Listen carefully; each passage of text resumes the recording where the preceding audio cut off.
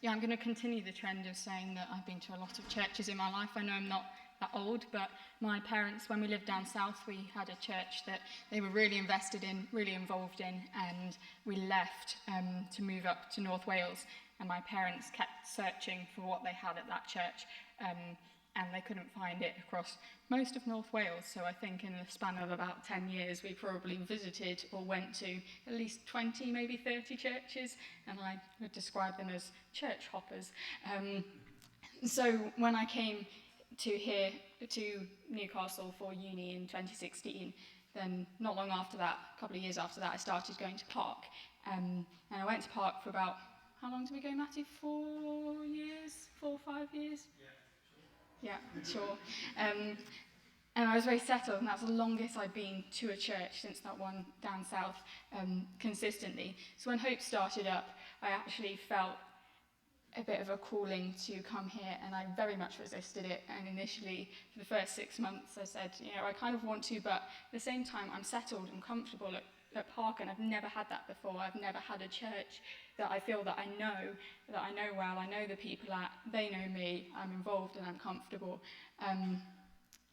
But we're not called to be comfortable in a church, and actually, when Matty's dad sadly passed away, we took a couple of months out of doing anything on any of the rotas and anything like that, and we weren't missed. And that sounds like a negative thing. It was actually a really positive thing, that the church didn't need me to be playing in the band, it didn't need me to be on the rota for this and that, and we weren't needed in that church because other people could step up and fill that gap.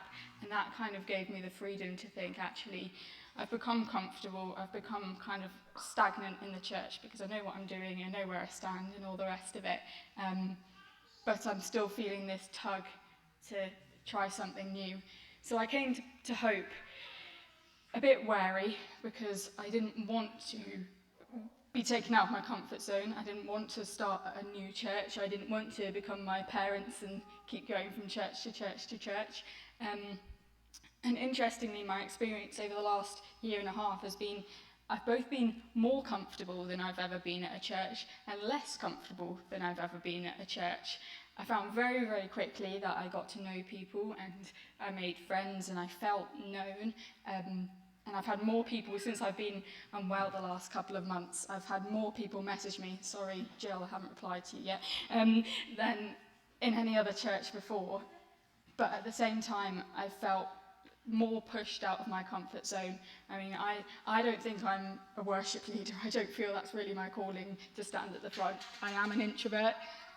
I know I don't seem like it, I'm a very extroverted introvert, but standing up the front with all the attention towards the front is not my thing, but that's an area that I felt I'd need to step up. Being part of a home group and being really involved in a home group is something I haven't really done consistently before, and just being part of a church that constantly challenges people and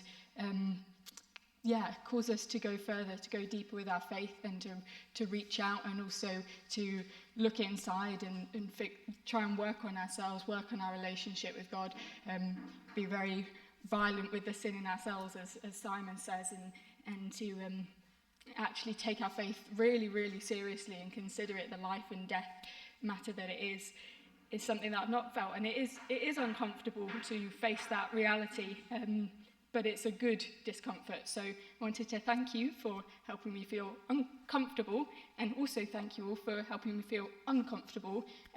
It is, like others have said, not like any church that I've been to before, but in a really, really good way. So yeah, thank you.